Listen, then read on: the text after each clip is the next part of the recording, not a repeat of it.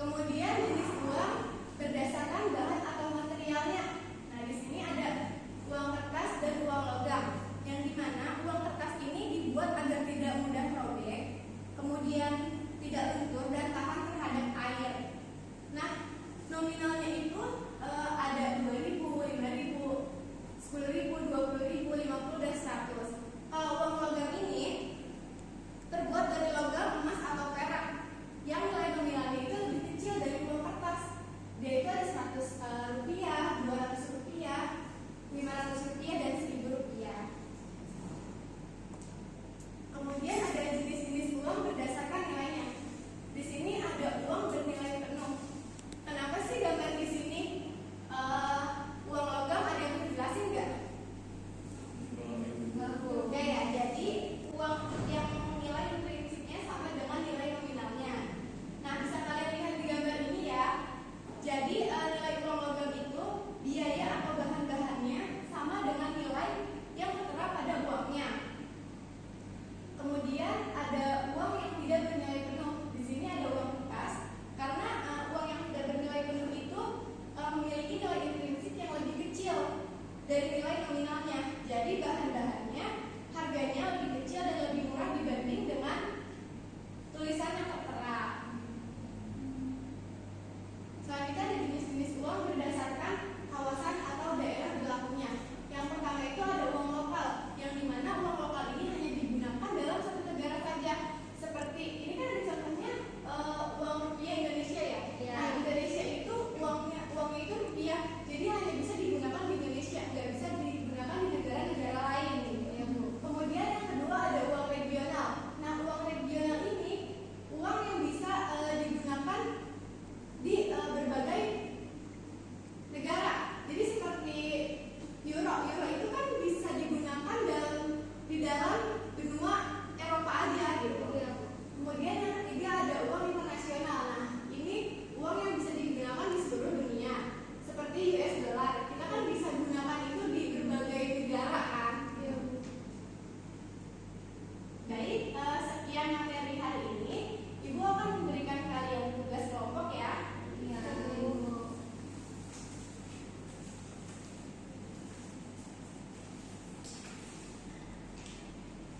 Baik, di sini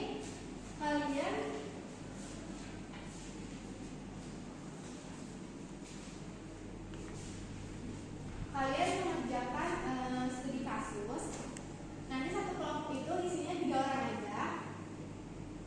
Nanti ibu kirim ke WhatsApp, kalian kerjakan dalam waktu 10 menit. Nanti kalian presentasikan ya. Soalnya juga cuma sedikit kok. Baik, sudah selesai Bu? Sudah.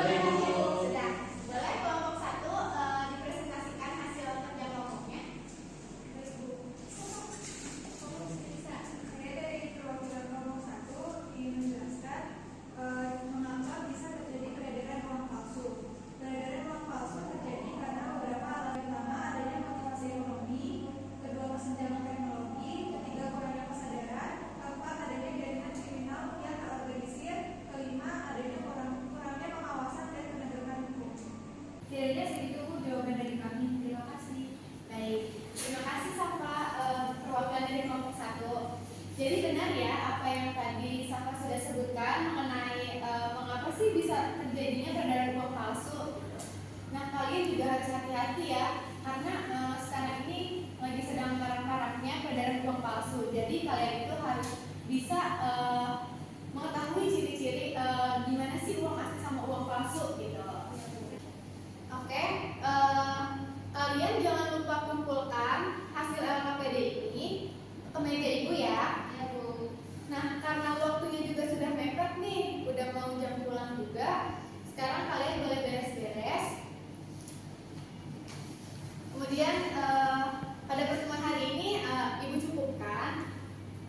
Ibu berharap kalian semua dapat mengetahui dan memahami mengenai uang sebagai alat pembayaran tunai.